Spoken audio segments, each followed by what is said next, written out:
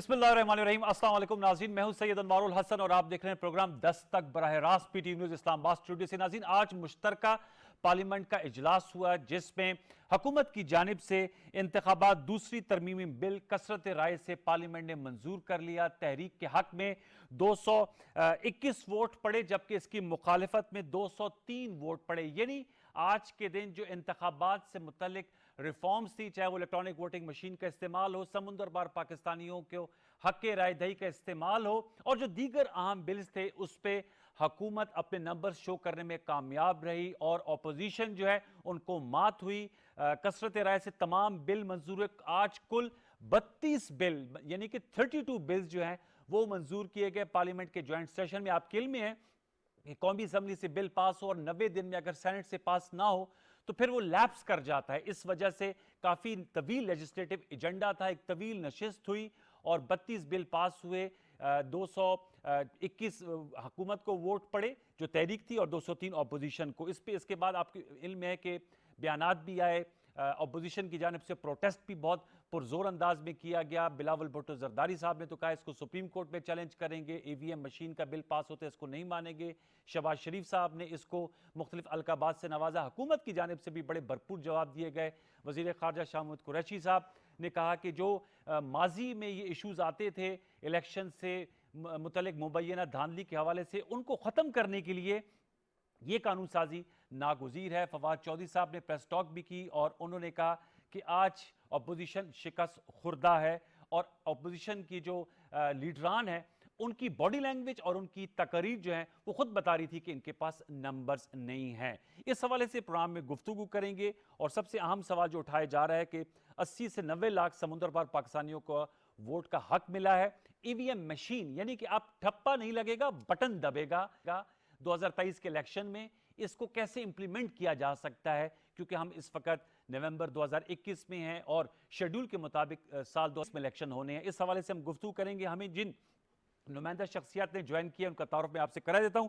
हमें ज्वाइन कर रहे हैं मुस्लिम नवाज से, आपका ताल्लुक है, सेनेट ऑफ पाकिस्तान के रुकन रह चुके हैं, बैरिस्टर जावेद अब्बासी साहब, आपका बहुत शुक्रिया। हमें ज्वाइन कर रही हैं शानदाना गुलजार खान साहिबा, पाकिस्तान तहरीक इंसाफ से आपका ताल्लुक है, मेंबर कौमी असम्बली और आज असम्बली में मौजूद थी। दोनों मौजूद मेहमानों को फॉर्म वेलकम करेंगे। दौरान गुफ्तगू हमें बल्कि ज्वाइन कर चुके हैं पिलडेट के सरबरा अहमद बिलाल महबूब साहब, आपका भी बहुत बहुत शुक्रिया। अब्बासी साहब, अगर आपसे मैं गुफ्तगू का आगाज करूं, सर बताइएगा, आज अपोजिशन जो है वो अपने नंबर्स पूरे भी नहीं शो कर सके। मतलब वो तो दूर की बात कि अपोजिशन ये सोच रख रही थी कि आप लोग ब्लॉक कर देंगे, इनको पास नहीं होने देंगे, लेकिन जो आपके अपने नंबर्स थे 2018, 2019, 218 या 219 वो भी नहीं शो हुए और सिर्फ 203 लोग आप लोग आज पुटअप कर सके। Opposition carried the day. अब तो ये कानून बन गया बासी साहब, अब आप लोग एग्री कर जाएंगे ईवीएम और समुद्र पर पाकिस्तानी को वोटिंग के हवाले से? बिस्मिल्लाहिर्रहमानिर्रहीम, बहुत शुक्रिया अनवार साहब। इसमें तो कोई शक नहीं कि हमें इस बात का यकीन था कि हुकूमत के पास सिक्काती तादाद मौजूद है, लेकिन हमें इस बात का पूरा यकीन था कि जो उसकी हलाइज उनके साथ उनके पार्टनर्स हैं, जी जी, मुस्लिम लीग काफ, MQM, उन्होंने कई दफा मेरे प्रोग्राम में, बहुत से लोग PTI के, वो इस लेजिस्लेशन पर शायद इनके इसलिए साथ नहीं देंगे कि इस मुल्क का हर आदमी की ख्वाहिश है कि इस मुल्क के अंदर इलेक्शन फ्री एंड फेयर होने चाहिए और ऐसे इलेक्शन के लिए कोई कानून साजी नहीं करनी चाहिए कि इलेक्शन से पहले ही शोर मच जाए कि वो इलेक्शन बहुत बड़ा कंट्रोवर्शियल होगा। आज जिस ईवीएम के लॉ, जिस मशीन की भी आपने बात की और जो बाद इलेक्टोरल लॉज पास किए गए, एक तो नुक्ता नजर था अपोजिशन की जमातों का, वो बड़ा क्लैरिटी से सामने रखा गया। सबसे ज्यादा आईन पाकिस्तान ने जिस अदारे को अख्तियार दिया वो चीफ इलेक्शन कमीशन का ऑफिस है, उनने मुल्क में फ्री एंड फेयर इलेक्शन कराने। ये वाहिद लॉ था जो सबसे ज्यादा उन्होंने मुखालफत किया। उन्होंने कहा कि अगर ये लॉ पास हो गया तो इस मुल्क में कभी भी फ्री एंड फेयर इलेक्शन नहीं हो सकेंगे। और फिर सारी सियासी जमातें एक तरफ खड़ी थी। मेरे साथ 2 दिन पहले MQM के साथी वसीम साहब, उनके जो मेयर थे, सर वो आज की बात आए। करेंगे अब्बासी साहब, 2 दिन तो बहुत पुराने होते हैं पाकिस्तान की सियासत में। आज की बात करें, पूरी MQM पाकिस्तान हुकूमत के साथ खड़ी थी, इत्तेहादी जो है। ठीक है, वो चूंकि आज मैंने वो एक उनके एक मैंने वैसे मैं उनको ज्यादा उनकी क्रेडिबिलिटी के बारे में मुझे खुद भी कोई बहुत वो नहीं रहा है। वो आज जब अंदर जा रहे थे तो किसी ने उन्हें पूछा कि आप बड़े मुखालफ थे, आपके बड़ी सीरियस रिजर्वेशन थी हुकूमत के बारे में, तो क्यों वोट देने आए? उन्होंने कहा वोट देने नहीं आए, हम जबरदस्ती लाया गया है। उन्होंने कहा आपको किसने लाया है? उन्होंने कहा वही है जिनका इशारा आता है, तो आप फिर हम आमिर लियाकत साहब का एक कह रहे हैं, लेकिन वो फवाद साहब कह रहे थे कि अली जैदी उनको लेकर आए थे। नहीं, अली जैदी का उन्होंने नहीं कहा। उन्होंने कहा तो वो जो जिन लोगों को उन्होंने हुकूमत को वोट तो दिलवा दी, वो सारे लोग हमें कल तक कह रहे थे कि हम इस लॉ को पास नहीं करेंगे, कि अगर इस लॉ को हमने पास किया तो ये आने वाले इलेक्शन मुल्क के कंट्रोवर्शियल 3 इलेक्शन होंगे, कोई इसको मानेगा नहीं है। ओके, और आज ये तो आप एक, मैं सिर्फ एक जुमला कह दूं जी जी जी, कि जब इसके पिछला लॉ 2017 में हमने यस, पास करवाया, वो यूनानिमस लॉ पास करवाया था, उसकी वजह ये थी कि हम चाहते थे कि एक हुकूमत ने इलेक्शन आइंदा नहीं लड़ना, तमाम सियासी जमातों की बैकिंग जिस लॉ को, वो अच्छा लॉ होगा। हम आज भी उनको कह रहे थे, लीडर अपोजिशन शहबाज शरीफ ने रिक्वेस्ट की कि मेहरबानी करके जनाब स्पीकर आपने हमें खत लिखा, हमने खत में जवाब दिया कि हम आपके साथ बैठ के बात करना चाहते हैं। फिर आपने हमारे साथ धोखा किया कि आपने इजलास बुला लिया और हमें मौका नहीं दिया। हम चाहते हैं कि वो लॉ पास करें जिसको सारी पार्लिमान माने, जिसमें तमाम सियासी जमातें अब माने, भाई साहब वो तो आपका ताकि नुक्ता आ उसकी गया सर। क्रेडिबिलिटी हो। मैं शादाना साहब का जाऊंगा, लेकिन इससे पहले आपने मेरे सवाल का जवाब दीजिए कि आप अपने बंदे पूरे क्यों नहीं लेकर आ पाते? इससे पहले भी ज्वाइंट सेशन हुआ था, आपके बंदे गैर हाजिर हो गए थे, इस दफा भी आप पूरे बंदे नहीं लेकर आ पाए। ये तो सर नाकामी है, इसको तो कबूल करें ना। You have to show your numbers. मेरा ख्याल है कुछ लोग अपोजिशन के मुल्क से शायद कुछ बाहर थे, कुछ एक दो लोग ऐसे थे जो की तबीयत ज्यादा बीमार थी। और अगर मैं समझता हूँ कि आज का माहौल एक ऐसा बन गया था कि अगर वो सारे भी शायद आ जाते तो फिर भी इतनी तादाद जाहिर है हुकूमत के पास ओके, थी, ठीक है, ऐसा हो जाना चाहिए था। ओके, वैसे कोशिश की गई थी और आना भी चाहिए सब मेंबरों को, आना लेकिन चाहिए, मेरा ख्याल है कुछ वो लोग नहीं आ सके जिनकी कोई जरूरत सीरियस मजबूरी होगी। वैसे आना चाहिए था। शादाना साहब, मैं आपसे जानना चाहूंगा, शादाना साहब जो जावेद अबाई साहब का जो पॉइंट है, जरूर तो अपोजिशन तो इन्होंने करनी है, जानना चाहूंगा इनका ये कहना है कि 2017 का जो इलेक्शन एक्ट था, क्योंकि अब ये दूसरा तरमीमी बिल आया इंतखाबी इस्लाहात में, उसमें इत्तेफाक राय से हुआ था, कंसेंसस से हुआ था। आपसे मैं जानना चाहूंगा, आप असम्बली में आज मौजूद थी, वैसे माहौल तो बहुत गर्मा गर्म था और काफ़ी प्रोटेस्ट भी अपोजिशन ने किया और काफ़ी हुटिंग भी हुई, स्पीकर के साथ भी रवैया जो है वो काबिल अफसोस था। बाज़ अपोजिशन के मेंबरान का ऐसा नहीं होना चाहिए, और आपस में शुक्र है कि हाथापाई नहीं हुई, लेकिन काफ़ी हॉट वर्ड्स आपस में एक्सचेंज हुए। क्या बेहतर होता है कि इस पे अगर कंसेंसस से ये पास हो जाता? पास तो ये हो गया कसरत राय से, आपने अपनी मेजॉरिटी शो की है, इस पे कोई राय नहीं है, और जो आप एक पॉलिटिकल प्रेशर एक बाज हल्के बना रहे थे वो प्रेशर भी आज जायल हो गया है। लेकिन क्या ये बेहतर होता है अगर कंसेंसस से पास हो जाता, इसकी कबूलियत ज्यादा होती? शानदाना गुलजार साहब। शुक्रिया अनवर साहब, मेरी आवाज आ रही है? जी जी बिल्कुल लाउड एंड क्लियर है मैम। जी शुक्रिया अनवर साहब। देखिए, जावेद अब्बासी साहब एक सीजन पॉलिटिशियन है और उनकी अक्सर आरा से मैं एग्री करती हूँ। लेकिन देखिए, मैं अगर 2-3 बातें उन्होंने मेंशन की, मैं आपकी कंसेंसस वाली बात से स्टार्ट करती हूँ। मुझे आप बताएं कि एक बिल नेशनल असेंबली से पास होता है, फिर वो सेनेट में जाता है। मैं सिर्फ इलेक्टोरल वोटिंग मशीन की बात नहीं कर रही हूँ, बहुत सारे ऐसे बिल हैं, खासकर जो हमारा रेप के खिलाफ, जो बच्चों के खिलाफ जिनसी तशद्दुद होता है, खवातीन के खिलाफ होता है, नौजवानों के खिलाफ होता है, वो बिल भी आज उसका हिस्सा था। 2 बिल आज PMLN के भी पास हुए हैं, एक पीपल्स पार्टी का और एक नून लीग का, ठीक है। अगर ऑपोजिशन ने ये बिल पास करने थे तो क्या वो सेनेट में इसको पास ना करते? बेशक तरमीम कर लेते, कर सकते थे ना, इस पर डिस्कशन कर सकते थे। रिजेक्ट तो उन्होंने किया था, और ये तो नेशनल असेंबली का बिल कमेटी से पास होके आगे गया था, तो ये भी नहीं है कि वहां पे डिस्कशन नहीं हुई। अगर आपको लगता है कि कंसेंसस से पास होना था, मुझे लगता है ये खुशफहमी है।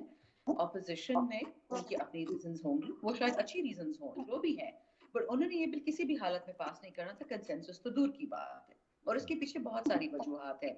बदकिस्मती ये है कि अगर आज का दिन ना होता जो महनाज अकबर अजीज साहिबा के बिल पास हुआ है इस्लामाबाद कैपिटल टेरिटरी के लिए, कि जिस बिल के तहत आप बच्चों पे जिनसी तशद्दुद और स्कूल में, मदरसों में, कहीं पे भी बच्चों पे आप नहीं हाथ उठा सकते, उन पे वायलेंस नहीं कर सकते, किसी वर्कशॉप में काम कर रहा हो बच्चा, वो बिल भी आज पास ना होता, वो भी बगैर कंसेंसस की हुआ। तो मैं अब आपको पहले आपकी कंसेंसस की बात की, तो मुझे नहीं लगता कि ऑपोजिशन ने इस पे कभी भी कंसेंसस करना था, वो इस पे डिले चाहते थे। वजह क्या आपकी राय में, क्यों कर ऑपोजिशन इसमें डिले चाहती थी या चाहती है? शानदाना साहबा, क्या आपकी हुकूमत में क्या ये राय पाई जाती है कि ऑपोजिशन क्यों कर इस पे ऑन बोर्ड नहीं आना चाहती, जबकि वो खुद भी बहुत धांधली का बहुत शोर मचाते हैं? देखिए, धांधली 2 किस्म की होती है। एक धांधली वो होती है जो आपके खिलाफ होती है, एक धांधली है जो आप खुद करते हैं। और जो लोग धांधली के आदी हो चुके हैं, उनको खौफ यही है कि अगर आपके हाथ से, और ये ऐसे लोग हर पार्टी में होते होंगे, ये मैं नून लीग या अपोजिशन की सिर्फ बात नहीं कर रही हूँ, शायद हमारी पार्टी में भी ऐसे लोग हो जिनको लगता है कि एक दफा पाकिस्तान में इलेक्टोरल ट्रांसपेरेंसी आ जाए, यानी वोटिंग का सिस्टम ऐसा हो कि इलेक्शन के बाद, देखिए मैं आपको अपनी मिसाल देती हूँ, मेरे वालिद साहब का इलेक्शन था, उन्होंने पीटीआई से लड़ा था। फिर मेरे भाई का एक बाई इलेक्शन था मेरे जी पापा की वफात पे, वो मेरे भाई ने पीटीआई के खिलाफ लड़ा था। मैं तो दोनों आपको एग्जांपल दे सकती हूँ, मैंने तो दोनों इलेक्शन देखे ना, मैंने दोनों में धांधली देखी। तो इसलिए मैं ये आपको बताना चाह रही हूँ कि ये कहना कि जी क्योंकि हम पता नहीं एक पार्टी ज्यादा डेमोक्रेटिक, एक पार्टी का रिकॉर्ड पता नहीं कहाँ से ज्यादा साफ शफाफ है, और इसलिए ये लाजिम है कि पीटीआई जो इलेक्टोरल चेंजेस करेगी तो वो लाजिमन होंगे कि दूसरे को हम हार दिलाएं और खुद जीते। ये एक बहुत ही पुरानी सोच है, से थोड़ा निकलना पड़ेगा। ठीक दुनिया इलेक्ट्रॉनिक, आप मुझे बताएं, आप बैंकिंग इलेक्ट्रॉनिक नहीं करते हैं पाकिस्तान में, आप बड़े बड़े फाइनेंशियल ट्रांजैक्शंस नहीं करते हैं पाकिस्तान में, तो इलेक्शन कितनी बड़ी चीज है, इलेक्ट्रॉनिक वोटिंग मशीन कितनी बड़ी चीज है। हमने तो अपोजिशन को इन्विटेशन दी है, कई बार इन्विटेशन कि आप अपने एक्सपर्ट लेके आए, जो मशीन में खामियां हैं, कमजोरियां हैं, उसको अपना एक्सपर्ट बिठाएं, उसको देखें, उसको ठीक करें। ओके कभी हमने माना नहीं ठीक है। किया। इसमें लेकिन मैं देखिए दोबारा खान लौट के साहब, आपके पास अगर आऊंगा। मैं आप चाहूंगा बिल्कुल शानदाना साहब आपकी चले इजाजत जाएं, से, जी आपकी इजाजत से सर अहमद बिलाल महबूब साहब को जी भी रोपिन करते हैं। आपका नुक्ता आया है, मेरे साथ ही रहेगा। अहमद बिलाल महबूब साहब, आप मुझे सुन पा रहे हैं सर?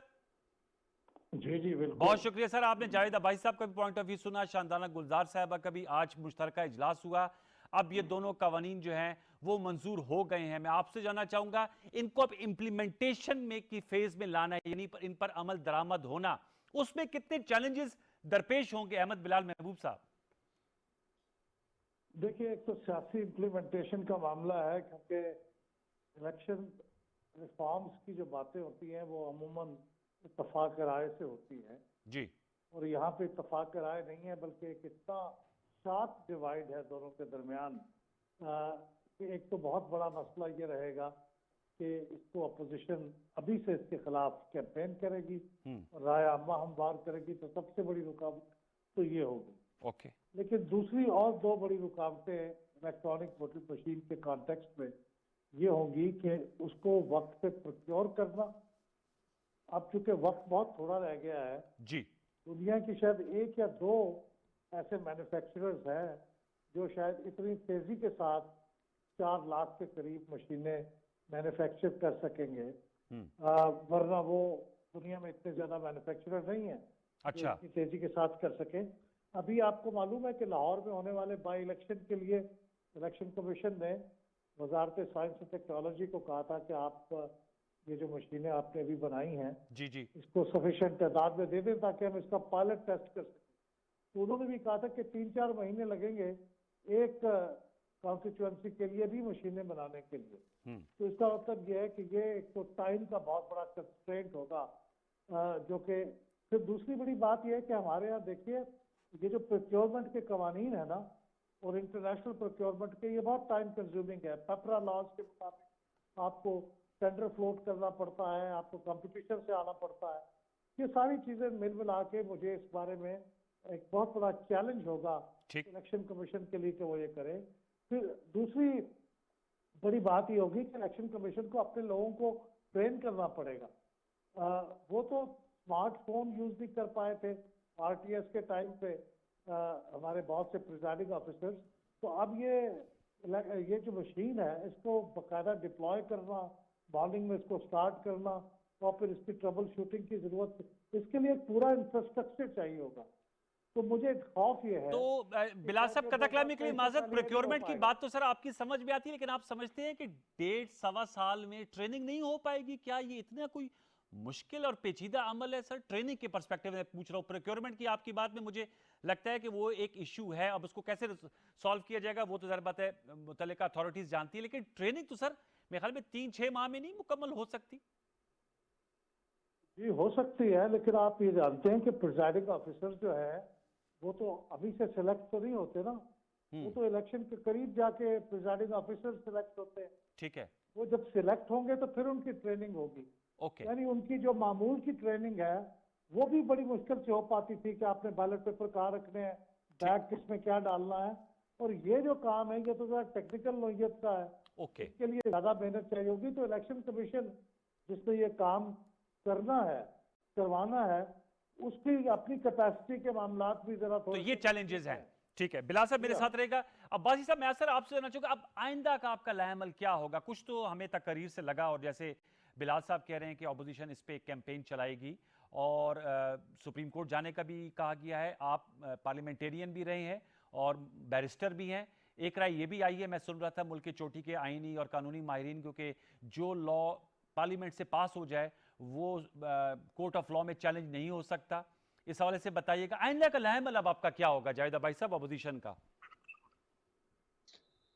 देखिए, लॉ चैलेंज तो किया जा सकता है, लेकिन क्योंकि जॉइंट सिटिंग से हुआ है और हुकूमतों का मैं समझता हूं कि पार्लियामान की बालादस्ती यही है कि अदालतें जो हैं वो पूरी तरह उस लॉ को स्ट्राइक डाउन नहीं करती। जी। और मैं इस पर खुश भी कोई नहीं हूँगा, क्योंकि ये एक ऐसा मामला नहीं है जिस पर आगे चलकर ये बड़ी कॉम्प्लिकेशन होंगी। जाहिर है ये मैंडेट बहरहाल पार्लियामान का है, और पार्लियामान अगर कोई काम करती है उसका तरीकाकार यही है जिस तरह हुआ है, तो उसको तो मैं समझता हूँ कि रिस्पेक्ट देनी ही पड़ेगी और देनी चाहिए भी। लेकिन बहरहाल लॉ चैलेंज जरूर हो सकता है। और अच्छा। वो कोई लॉ भी आप चैलेंज कर सकते हैं, लेकिन ये जरा इस पे डिस्कशन जरूर पार्लियामान के अंदर भी होनी चाहिए और सियासी जमातों के अंदर भी करेंगे। क्या ये आगे चलकर इसके क्या क्या कॉन्सिक्वेंसेज होंगे कि फिर ये अपने अख्तियारात हम किसी को दे सकते हैं कि अगर हम कोई लॉ पास करे तो कोई स्ट्राइक डाउन कर दे, तो इस पे सीरियस क्वेश्चन जरूर उठेगा। जहां तक देखिए, ये एक और सवाल भी आपसे करता चलूं बैरिस्टर साहब, ये तो आपने बहुत अच्छा जवाब दिया और आई अप्रिशिएट कि आपने कहा कि फिर पार्लियामेंट के इख्तियारात पे जो है ना वो फिर मदाखलत होगी और फिर ये एक नज़ीर भी कायम हो जाएगी। सर एक और मैं आपसे इसलिए पूछना चाहूंगा बैरिस्टर साहब कि टेक्नोलॉजी आजकल दुनिया का अब एक लाइफ का हिस्सा बन गई है। कल भी वज़ीर आज़म साहब तकरीब में कह रहे थे आप लोग टेक्नोलॉजी से क्यों कर इतने मोतरेज हैं कि ईवीएम नहीं इस्तेमाल करना, ईवीएम नहीं इस्तेमाल करना। सर ये तो एक काउंट है, आप लोगों को ठप्पों पे इशू होता था, आप लोगों को होता था कि जी वो वोट काउंट नहीं हो पा रहे, तो वंस फॉर ऑल इस चीज ये सेटल हो जाएगी। इस पे क्या, why opposition is so afraid of technology? मैं आपकी बात से जरा और पीछे जाऊंगा कि इसमें कोई शक नहीं कि पाकिस्तान के अंदर जितने भी इलेक्शन हुए बड़े कंट्रोवर्शियल इलेक्शन रहे हैं। और बदकिस्मती यही है कि पाकिस्तान के इलेक्शन की क्रेडिबिलिटी वो नहीं है जो होनी चाहिए थी जी। और हम सब चाहते हैं, सारी सियासी जमातें चाहते हैं कि कोई ऐसा हम लेजिस्लेशन करें, कोई ऐसा तरीकाकार अख्तियार करें, इलेक्शन कमीशन को इतना पावरफुल बनाए कि आइंदा आने वाले इलेक्शनों पे इस तरह क्वेश्चन ना उठे जिस तरह माजी में उठने चाह रहे थे कि हम सबके इंटरेस्ट में है। लेकिन जो तरीकाकार ये अख्तियार किया जा रहा है कि मैं उस कमेटी का मेंबर था जब IRTS का ये लॉ पास हो रहा था, बल्कि ये मेरी कमेटी में आया तो मैं उसको चेयर कर रहा था, तो हमने बुलाया इलेक्शन कमीशन ऑफ पाकिस्तान को भी और नादरा वालों को भी, और हमने उनसे सवाल पूछे। उन्होंने एक बड़ी पिक्चर दिखाई कि जी ये सिस्टम फेल हो ही नहीं सकता, इसका बैकअप हमारे पास मौजूद रहेगा, ये कभी हैक नहीं हो सकता, कभी बंद नहीं हो सकता। आपने देखा कि RTS के सिस्टम ने पिछले इलेक्शन की कितनी क्रेडिबिलिटी खराब की है कि कोई आदमी, कोई इंडिपेंडेंट अदारा, किसी ने उस इलेक्शन की क्रेडिबिलिटी नहीं मानी। अब ये जो मशीन इंतजार करें, दुनिया के बहुत सारे ममालिक इस पे गए और वापस हट गए। उन्होंने कहा कि नहीं ये अभी इसके अगर ये इतनी अच्छी होती तो अमेरिका में भी यही होती है। अगर ये अमेरिका में इस्तेमाल हुई है सर, इस पर सदारती इंतखाब में अब्बासी साहब ईवीएम इस्तेमाल हुई है सर। अब उन्होंने इस्तेमाल जरूर कुछ एरियाज में किया है, लेकिन ये बड़ा वक्त उनको लगा है। हम इनको ये कह रहे थे कि मेहरबानी करके जिस अदारे ने इस मुल्क में फ्री एंड फेयर इलेक्शन करवाने हैं, जो इलेक्शन कमीशन ऑफ पाकिस्तान है, जिसे आईने पाकिस्तान ने इख्तियार दिया हुआ है, ना अपोजिशन ने कराने या हुकूमत ने कराने, उनकी बड़ी सीरियस रिजर्वेशन है, सियासी जमातों की बड़ी सीरियस रिजर्वेशन है। हमने कहा कि दोनों हाउसेस की कमेटी बनाए, वो सारे स्टेक होल्डर्स को बुलाए, इस लॉ पे भी बात करें और आने वाली टेक्नोलॉजी पे भी बात करें, लेकिन उस वक्त तक इस लॉ को ना पास कराएं जब तक इस पे कंसेंसस ना पैदा हो जाए। कंसेंसस सियासी जमातों के भी होने चाहिए और जिन अदारों ने इलेक्शन कराने उनकी भी फीडबैक, लेकिन वो जो मर्जी चॉइस सर वो जो शानदाना साहब का फिर सवाल था कि उस कंसेंसस की विल भी होनी चाहिए, और ये जो मैं मनाजिर दिखा रहे हैं हम अपने आप कि ये जो कागज फटे ये अनफॉर्चुनेटली बिल्स हैं जो कि अपोजिशन के अरकान ने फाड़ के आज फेंक के जो इतनी बड़ी तादाद में जमीन पे गिरे हुए थे। अब भाई साहब अपनी बात अगर आप मुकम्मल कर ले फिर मैं शानदाना साहब के पास जाने सर। जी, मैं सिर्फ इतना कह रहा था कि देखें आज ये हुकूमत है, कल इन्होंने भी इलेक्शन लड़ने हैं, इलेक्शन सब जमातों ने जाने हैं। बिल्कुल। इस ऐसा काम क्यों करना चाहते हैं कि पाकिस्तान की आधी से ज्यादा आज सियासी जमातें या लोग जो हैं उन्होंने इस नई टेक्नोलॉजी को ये ज़हन में बिठा लिया है, मुकम्मल यकीन हो गया कि ये धांधली के लिए तैयार हो गई है और इलेक्शंस कंट्रोवर्शियल हो गए और धांधली होगी इन इलेक्शन में। उस इलेक्शन की क्या क्रेडिबिलिटी रह अच्छा, जाएगी? शानदार है साहब, ये जो सवाल उठाया है भाई साहब ने, अना का क्रेडिबिलिटी। मसला बनाते वैसे तो सबको। फ्रैंकली जब इलेक्शन होगी, आम इंतखाबात, तो आप लोग भी इलेक्शन में होंगे, वो तो केयरटेकर सेटअप हमारे आइन के मुताबिक वो मौजूदा हुकूमत तो नहीं रहती, वो तो एक केयरटेकर सेटअप आता है और वो भी अब तरमीम के तहत leader of the house, leader of the opposition की मुशावरत से आते हैं, मीनिंगफुल कंसल्टेशन से बनते हैं। लेकिन इसकी क्रेडिबिलिटी पे सवालिया निशान उठा रहे हैं जावेद अब्बासी साहब, और यही इनके लिए डांट भी आज असेंबली में उठा रहे थे। तो इसको क्रेडिबल कैसे बनाया जा सकता है शानदाना साहब? और प्रोक्योरमेंट के मसाइल होंगे, इस पे चैलेंजेस हैं मशीन्स की, जो कि अहमद बिलाल महबूब साहब का नुक्ता था। शुक्रिया अनवर साहब, बहुत सारी बातें आपने की, थोड़ा सा मुझे मौका दीजिएगा कि प्लीज मैं प्लीज। तहम्मुल से एक बात को एड्रेस करूं। देखिए, पहली जो आपने शुरू में शो में बात की और अभी दोबारा भी बात की कि आज दो लोगों ने, पीपल्स पार्टी के नुमाइंदे ने और एक नून लीग के बहुत सीनियर नुमाइंदे ने स्पीकर साहब से इस लेवल की बदतमीजी की कि वो, मैंने पहले भी कहा था, वो पार्लियामेंट हाउस नहीं सिनेमा हाउस लग रहा था। सो माजरत के साथ, अगर सीनियर लोग और सीजन पॉलिटिशियंस और बिलावल साहब जैसे लोग और शहबाज साहब जैसे लोग खुद पीछे हट के ऐसे लोगों को आगे करेंगे, तो उनका एक जो गिला शिकवा था कि पीटीआई बदतमीजी करती है, वो माजरत के साथ बात सच नहीं नजर आती है। वो इस लेवल पे जाना वो किसी को भी जेब नहीं देता। और जैसे उनमें से एक सीजन पॉलिटिशियन भी था, पता नहीं वो क्या सोच रहे थे।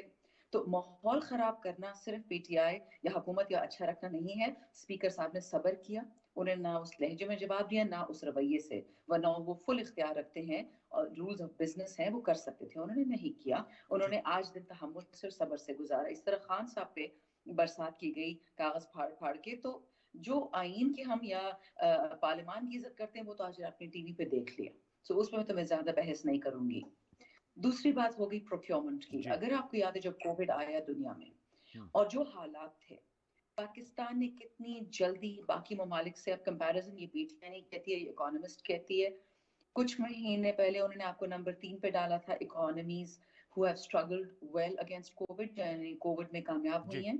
और आजकल आपको नंबर 1 पे उन्होंने डाला है, सिर्फ इसलिए कि आपने, ठीक है महंगाई है, इन्फ्लेशन है, वो अलग बात है, लेकिन आपके लोगों का रिजक भी कम हो गया है, लेकिन चलता रहा। ऐसे ऐसे ममालिक हैं अमेरिका में, आप अमवात की शरह अमेरिका में देखें और हमारे मुल्क में देखें, अपने पड़ोसियों में देख लें, ईरान में, अफगानिस्तान में, इंडिया में और चीन में और पाकिस्तान, इन सब के बीच में घेरा हुआ है।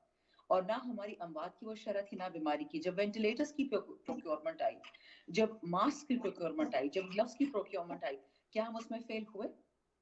आईसीयू बेड्स का मसला था, वो मसला हमने एनआईटी भी हल करा लिया। अब पूरे पाकिस्तान में एक सर्विस आती है जिसमें आपको 2-2 हजार खाली बेड मिलेगा वेंटिलेटर वाला सारे पाकिस्तान में। All I am saying is कि अगर नीयत होगी तो ये इतनी बड़ी बात नहीं है। मैंने अपनी बात पूरी नहीं की फाइनेंस वाली, कि जब पाकिस्तान में स्टेट बैंक ने अरबों रुपए की इजाजत दे दी, करोड़ों रुपए की इजाजत दे दी कि ऑनलाइन ट्रांजैक्शन होते हैं, तो उस पर क्यों किसी ने ऑब्जेक्ट नहीं किया कि जी पाकिस्तान का पैसा लुट जाएगा, पाकिस्तान बर्बाद हो जाएगा। इलेक्शन तो छोटी बात है, आपके पूरे बजट्स, आपकी इंपोर्ट, आपकी एक्सपोर्ट सारी डिजिटलाइज हो चुकी है। कोई बक्से तो पैसे नहीं लेके जाता पाकिस्तान के, ये वायर, इलेक्ट्रॉनिक वायर ट्रांसफर होती है। तो अगर दुनिया इतनी आगे बढ़ गई है तो ईवीएम क्या चीज है?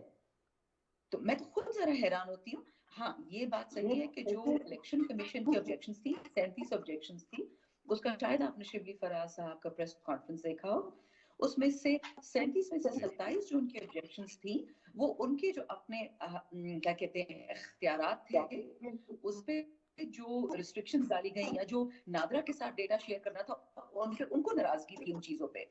और 10 चीजें उन्होंने, जो पॉइंट्स नुकात थे, उन्होंने वो ईवीएम पे किए और उसका जवाब दे दिया गया। और अभी भी ये एक प्रोसेस है, ये चल रहा है।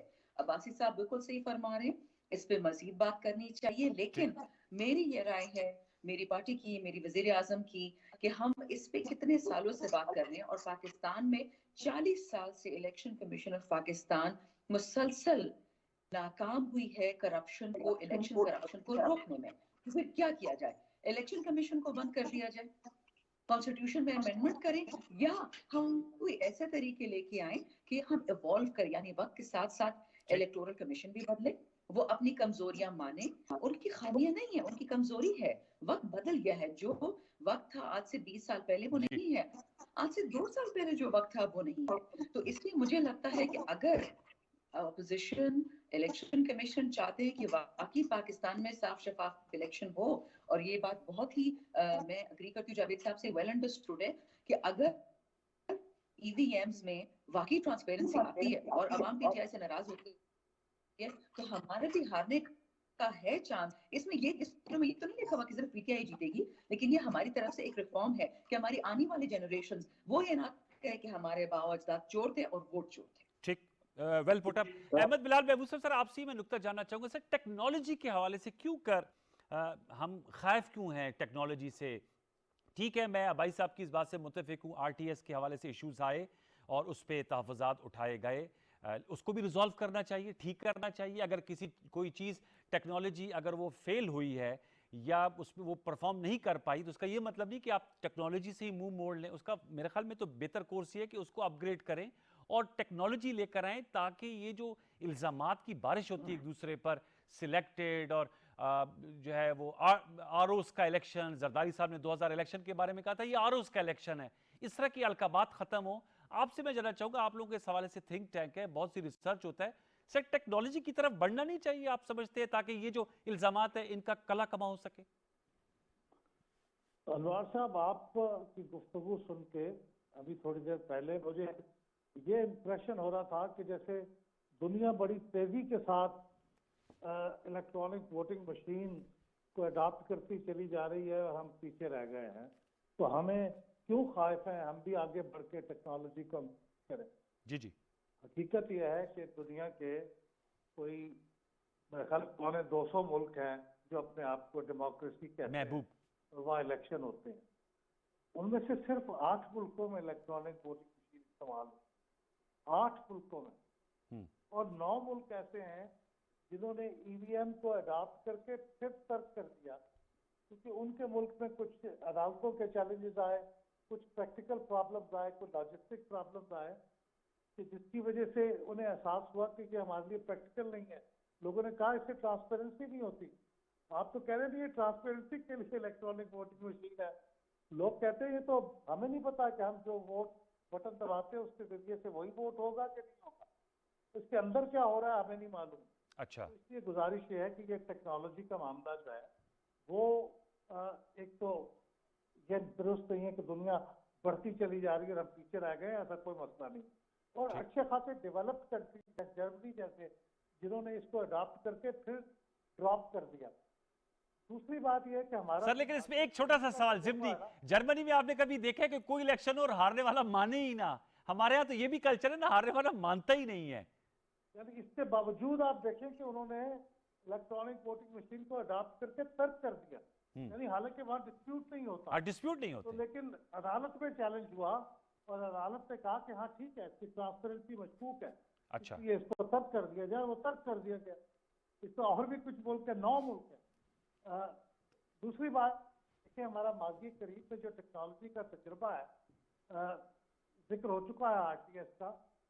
एक आरटीएस का फेल होना एक और बात है, लेकिन 3 साल गुजर गए हैं, इसकी तहकीक ही नहीं हो सकती जी। हमारे मसाइल ही कुछ और है। आपने आज देखा कि अगर आपने प्रोसीडिंग्स देखी हो पार्लियामेंट, जी मैं था वहीं पर, टीडीएस प्रोसेस है वोटिंग का जी हमारे यहाँ, और उस वोटिंग के ऊपर इख्तलाफ भी होता है। जी जी। हमने आज से 10-12 साल पहले, शायद 15 साल पहले, वो एक इलेक्ट्रॉनिक वोटिंग का एक वो बोर्ड नस्ब किया था, तो मेंबर के आगे एक बटन था कि उसे दबाएगा और अचानक उसका रिजल्ट सामने आ जाएगा। वो हमने मेरे ख्याल 1 या 2 दफा यूज किया होगा, उस वक्त से वो बंद पड़ा है। यानी इतनी बड़ी रकम उस जमाने में खर्च हुई थी उसके ऊपर, वो टेक्नोलॉजी भी, उस पर भी काम नहीं किया। और हम ये समझते हैं कि हम अगले 20 महीनों के अंदर, इंडिया ने 22 महीनों में किया, 22 सालों में किया था, वो कर लेंगे अडॉप्ट। तो मुझे इसके बारे में माफ कीजिए, मैं इस बारे में शक है।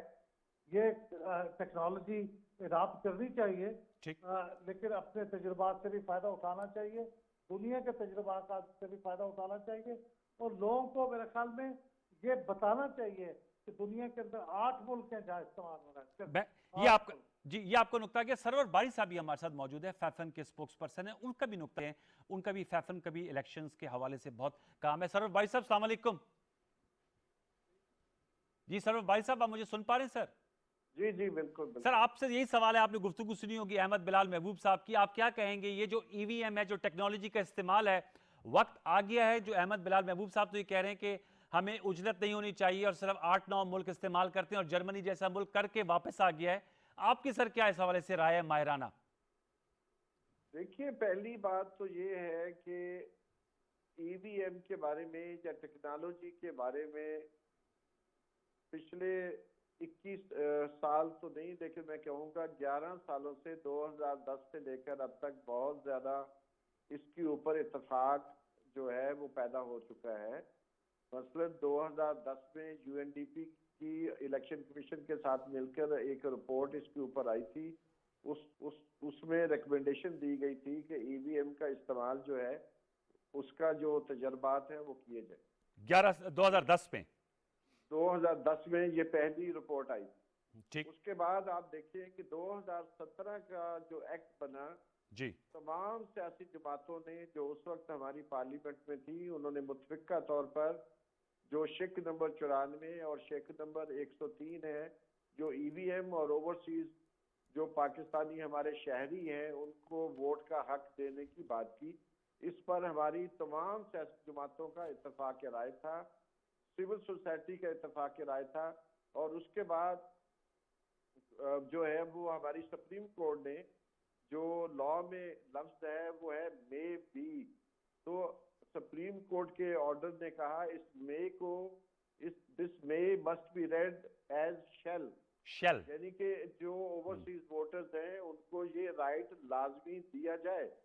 तो पहली बात तो ये है। तीसरी बात ये है, इलेक्शन कमीशन के जो मौजूदा जो स्ट्रेटेजिक प्लान है उसका पिलर नंबर 8 में इलेक्शन कमीशन ने बहुत वाज़े तौर पर ये लफ्ज लिखा है कि ईवीएम का बार बार इस्तेमाल किया जाएगा और उसकी बुनियाद पर जो हमारे सामने लेसन आएंगे उसकी रिपोर्ट हम दिसंबर 2021 में शाया करेंगे।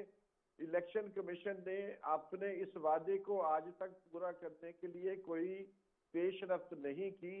तो पहली बात तो ये है कि जो अहमद बिलाल साहब का नुक्ता नजर है उसको मैं ज़ेर बहस नहीं लाना चाहता, लेकिन एक लेजिस्लेशन और इलेक्शन कमीशन की उस लेजिस्लेशन की बुनियाद पर जो उन्होंने अपना स्ट्रेटेजिक प्लान में कमिटमेंट की हुई है, अगर वो अपनी कमिटमेंट को 2018 के बाद फौरी तौर पर पूरा करते तो 60 बाई इलेक्शन पाकिस्तान में 2018 के बाद हो चुके हैं। हमारे पास इस कदर मवाद होता, हमारे पास इस कदर लेसन्स होते लर्न करने के लिए, और हम आज ये बहस ना कर रहे होते कि हमें ईवीएम इस्तेमाल करनी है या नहीं करनी, बल्कि हम ये फैसला कर चुके होते कि ईवीएम का हम 2023 में यूज करेंगे या नहीं करेंगे। इसलिए अगर अपोजिशन ये कहती है कि हमें मंजूर नहीं है तो फिर उनसे पूछना चाहिए कि आपने 2017 के इलेक्शन एक्ट में इसके ऊपर बाकायदा पायलट टेस्ट करने का वादा किया था, वो लॉ का हिस्सा है, इलेक्शन कमीशन ने किया है, तो अचानक उन्होंने यू टर्न क्यों ले लिया है? वैसे तो पीटीआई काफी बदनाम है यू टर्न लेने में, लेकिन अगर ये जो यू टर्न है इतना बड़ा, ना मीडिया उनसे पूछता है, ना सिविल सोसाइटी उनसे पूछती है, ना इलेक्शन कमीशन से कोई पूछने को तैयार है, तो मेरी गुजारिश सिर्फ ये है कि ये पहले तो ये चीज तय की जाए, एक कंसेंसस मौजूद है as per as law is concern. Election commission ने आखिर अपने जो स्ट्रेटेजिक प्लान में ये जो वादा किया है, वो इसीलिए किया है कि लॉ में आ चुका था। सर ये तो बहुत आपने अहम नुकात उठाए हैं सरवर बारी साहब, और हमें भी इनलाइटन किया है। तो अब्बासी साहब से पूछते हैं, सर जी ये तो सरवर बारी साहब ने तो गुफ्तगू का सारा रुख ही मोड़ दिया। 2017 में इस पे एग्रीमेंट हुआ है, इलेक्शन कमीशन ने कहा है, अपने स्ट्रेटेजिक प्लान में ईवीएम का इस्तेमाल लिखा है, आप कह रहे हैं वो इंतहाई उनको अब इस पे तहफ़्फ़ुज़ात हैं। तो बताइएगा, उस वक्त 2017 में आप लोग एग्री कर गए थे पायलट प्रोजेक्ट के हवाले से भी, अब 2021 में ये यू टर्न आपने क्यों ले लिया? ये तो शानदाना साहबा की जमात को आप लोग ताना देते हैं। नहीं, जिस तरह बारी साहब ने कहा इस तरह बिल्कुल नहीं है। ये इख्तियार इलेक्शन कमीशन ऑफ पाकिस्तान को दिया गया था। जिस तरह इलेक्शन कमीशन ऑफ पाकिस्तान को बेशुमार और इख्तियार दिए जाते हैं कि वो अपने तौर पर जहां भी अगर कोई पायलट प्रोजेक्ट करना चाहते हैं, कोई टेक्नोलॉजी का इस्तेमाल करना चाहते हैं, फ्री एंड फेयर इलेक्शन करवाने में जो भी टेक्नोलॉजी वो इस्तेमाल करना चाहते हैं उन्हें करनी चाहिए। तो और कबाब इसमें क्या है? ये भी, अगर मैं यही कह रहा हूं कि ये इख्तियार दिया गया था, ये काम अब नया लेजिस्लेशन तो मैंडेटरी कर दिया गया है ना। अब इन्होंने एक नई चीज, वो इलेक्शन कमीशन के ऊपर था कि वो इसको वो ये कह रही थी अभी इलेक्शन कमीशन जो उसके एतराज थे, उसका एतराज एक ये भी था कि आप पूरे पाकिस्तान में अगर करेंगे तो ये मुमकिन ही नहीं है हमारे लिए। हम इसको इस तरह किस तरह इस निजाम को करें। कुछ कुछ हलकों में, एक हल्के में 6 हलकों में, कोई बाई इलेक्शन में, कोई लोकल बोर्ड गवर्नमेंट के इलेक्शन में इस तरह का पायलट प्रोजेक्ट दुनिया में होता है। हमारे यहाँ जब भी कोई निजाम आया, ये जब लोकल गवर्नमेंट का सिस्टम आया था, NRBR वो बनाई गई थी, एक अदारा बनाया था परवेज मुशर्रफ साहब के जी जी जमाने जी। में। वो लोग उस वक्त भी उनको कह रहे थे कि मेहरबानी करके इसको आप कुछ पायलट प्रोजेक्ट करके इसको देखेंगे क्या ये आप एकदम जो 100 साल निजाम है उसे खत्म करते हैं और इस निजाम को लाते हैं, ये चल भी सकेगा कि नहीं चल सकेगा। और फिर क्या हुआ, वही DC वाला निजाम, वही सारी पुलिस वाला वहां, वो सारी चीजें वापस आ गई हैं। अब ये मामला है कि चीफ इलेक्शन कमीशन या उस अदारे को ये इख्तियार दिए गए जाते हैं कि आप इस मुल्क के अंदर free and fair election conduct कराने में कोई काम भी करें, लेकिन ये इख्तियार आप उनको इस्तेमाल करने देते, आप उसके साथ बैठते, हुकूमत उन्हें कहती कि ठीक है अगर आप चाहते हैं तो हम इसको आगे बढ़ा सकते हैं, उनको साथ में लाकर, सियासी सर जमातों को साथ बातचीत में तो हुई लाकर सेनेटर इसमें शिबली बेहतरी लाई फराज जा साहब, सकती थी। जो वजीर साइंस एंड टेक्नोलॉजी है, उनसे काफ़ी दफ़ा मुकालमा हुआ है। उन्होंने बताया कि ministry of science and technology और इलेक्शन कमीशन की जो टेक्निकल कमेटी उनके भी इजलास हुए। बारकेफ हमने इस डिस्कशन में दो मुतजाद राय भी सुनी है, सरफ बारी साहब का नुक्ता नज़र और अहमद बिलाल महबूब साहब का नुक्ता नज़र। अब बिलाल साहब हमारे साथ नहीं, उनका शुक्रिया। लेकिन एक और इशू मैं जानना चाहूँगा, पहले शानाना साहब आपसे उठाऊँगा, फिर अबाई साहब और फिर सरफ बारी साहब।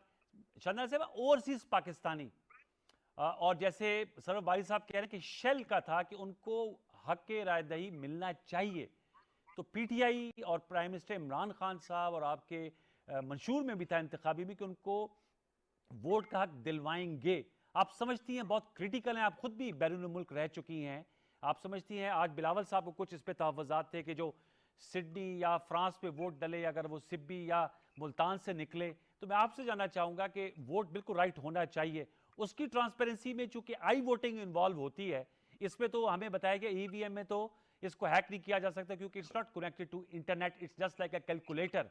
लेकिन वो तो आई वोटिंग करेंगे ना, इंटरनेट वोटिंग, उसमें कुछ ना कुछ तो, क्योंकि आजकल हैकिंग तो होती है, हमारा बैंकिंग सिस्टम में भी हमलावर हुए थे और चीज़ें हैक भी हो जाती हैं, FBR का सिस्टम भी इसकी लपेट में आ चुका है। इस हवाले से कैसे एड्रेस किया जा सकता है खदशात को ओवरसीज पाकिस्तानी के? जी अनवार साहब शुक्रिया। इससे पहले कि मैं आई वोटिंग पे आऊँ, एक ज़रूरी नुक्ता रेस किया बासी साहब ने, जिसका आई थिंक थोड़ी सी वजाहत होनी चाहिए। उन्होंने बिल्कुल सही फरमाया कि इलेक्शन कमीशन को इख्तियारात मिले हैं फ्री और फेयर इलेक्शन के लिए, कि वो जो भी करें फ्री एंड फेयर इलेक्शन के लिए। लेकिन मुसलसल 40 साल से election commission free and fair election नहीं करवा पाए। क्या आप मुझे ये बताएं कि अवाम मजीद 40 साल इंतजार करती और वो इंतजार करे कि जी इलेक्शन कमीशन के पास पढ़े लिखे लोग आ जाएं, इलेक्शन कमीशन के पास फुल प्रूफ मुसलमान आ जाएं जो झूठ नहीं बोलते, जो पैसा नहीं लेते, जो इलेक्शन में बिकते नहीं है, वो पाकिस्तानी अवाम इंतजार करे कि जी ऐसे लोग पाकिस्तान में आए, ऐसी मिसाली पुलिस आए जो डब्बे ना चुराएं, जो डब्बे गायब ना करें, ऐसे उस्ताद को रखें जो इलेक्शन की रात को पैसे नहीं लेते हैं, ऐसे ऐसे थानों में। मैंने तो सब कुछ अपनी आंखों से देखा हुआ है ना। तो ये कहना कि इलेक्शन कमीशन के साथ कोई जुल्म हुआ है, जुल्म पाकिस्तानी अवाम के साथ हुआ है ये पिछले 40 साल से। और जो हम कोशिशें करें, हम बार-बार अपोजिशन करें, ECP को इनवाइट करें कि आप बैठें और इस पे बात करते हैं। और जिस तरह अहमद बिलाल साहब ने बात की कि जी आप प्रोक्योरमेंट नहीं कर पाएंगे 2023 तक, तो ठीक है, नहीं कर पाएंगे, बात खत्म, नॉर्मल इलेक्शन हो जाएगा। लेकिन ये कहना कि जी क्योंकि हम एक खराब सिस्टम के आदी हो चुके हैं तो खराब सिस्टम के साथ ही चलते हैं, क्योंकि नए सिस्टम का क्या पता, वो भी फेल हो सकता है। तो ये एक अजीब सी लॉजिक है जिसके साथ मैं तो नहीं एग्री कर सकती। बहरहाल हर किसी की अपनी सोच है। जहां तक बात रही आई वोटिंग की, दो बहुत आसान बातें। अनवार साहब, आप अमेरिका की तरह मेल इन वोट भी कर सकते हैं, लेकिन क्या आप पाकिस्तानी पोस्ट ऑफिस को ट्रस्ट कर सकते हैं कि जब ओवरसीज पाकिस्तानी का वोट आए, चाहे एम्बेसी में आए चाहे वो पोस्टल के थ्रू ईसीपी में आए, जी। वो वोट इकट्ठे कौन करेगा, वो कागज खोलेगा कौन, किसकी नजर में किसकी सामने वो करेंगे, किसकी निगरानी में करेंगे, वो वोट कहाँ भेजेंगे, मेल इन वोट भी हो सकता, आई वोट, जिस तरह मैंने पहले बताया कि अभी आईपीयू इंटर पार्लियामेंट्री यूनियन का इलेक्शन था, उसमें हम सबने पार्टिसिपेट किया सेनेट की तरफ से, हमने उसमें वोट डाले, हमने आई वोटिंग की, कोई क़यामत नहीं आई, सारी दुनिया को पता है कैसे वोट हुआ, पोर्चुगल का जो स्पीकर है उसको वहां का है आईपीयू का हेड बना दिया गया। ये तो कोई मतलब जर्मनी की मिसाल देने के लिए जर्मनी मशीनें छोड़ दी, जर्मनी में पाकिस्तान जैसे धान लिख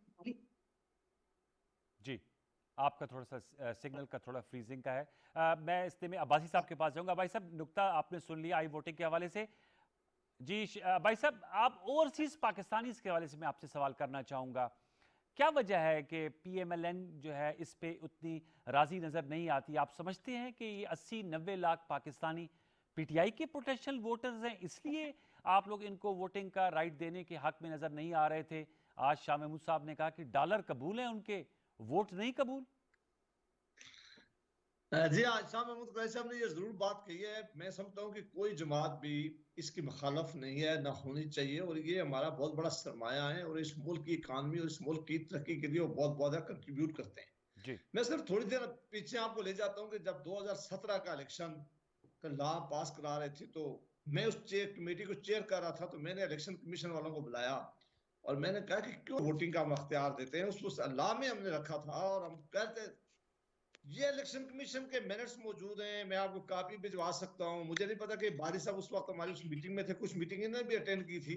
ठीक। उन्होंने उन्होंने क्वेश्चन ले लिया, उन्होंने कहा कि देखें जी कि हमारा ज्यादा लोग मिडिल ईस्ट कंट्रीज में रहते हैं और किसी एक जगह पे भी नहीं है।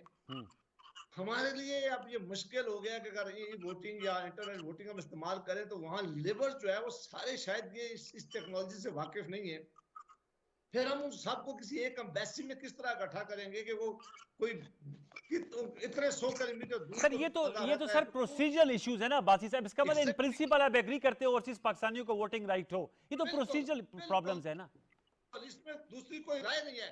हम इनको यही कह रहे थे कि आप बैठ, कोई इसकी मुखालफत नहीं और मुखालफत नहीं करनी चाहिए, लेकिन कोई इतना इतना फेयर कोई निजाम आप जरूर बनाएं जिसमें इलेक्शन कमीशन भी एग्री हो कि कल ऐसा ना हो कि ओवरसीज वोटिंग की वजह से या इंटरनेट वोटिंग की वजह से, और उस वक्त उन्होंने कहा कि ये हैक हो गया है। बहुत सारे ममालिक में इलेक्शन जो थे बाहर, उन्होंने मिसालें दी कि इसमें ऐसा निजाम आया है कि हैक होने का खतरा है, हो सकता है, लिहाजा हम इस वक्त इसके मुतहम्मल नहीं हो सकते।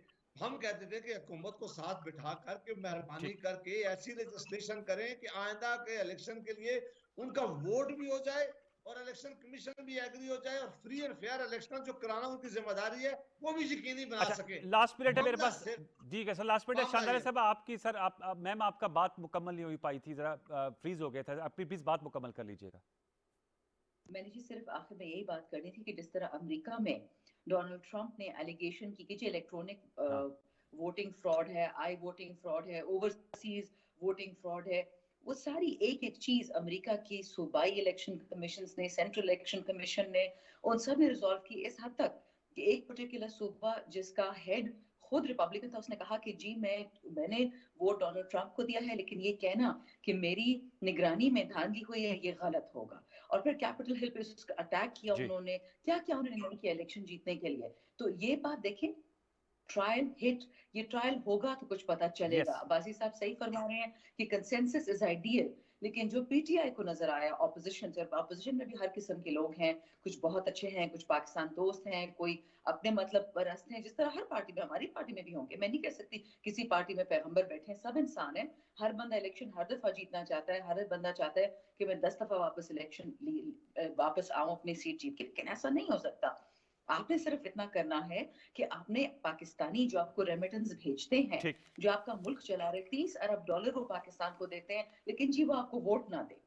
बिल्कुल सही फरमा रहे हैं बस, इस सब इसका तरीका निकालना पड़ेगा जिसपे इलेक्शन कमीशन भी खुश हो, लेकिन अल्टीमेटली अवाम को खुश होना है, क्योंकि मेरी तनख्वाह और इलेक्शन कमीशन की तनख्वाह डायरेक्ट वोटर्स के टैक्सेशन से आती है। बिल्कुल, आपने सही कहा। वेल सेड जी, वक्त जा रहा है। बहुत बहुत शुक्रिया शानदाना गुलजार खान साहब, आपने भी ज्वाइन किया। बैरिस्टर जावेद अब्बासी साहब आपका बहुत शुक्रिया।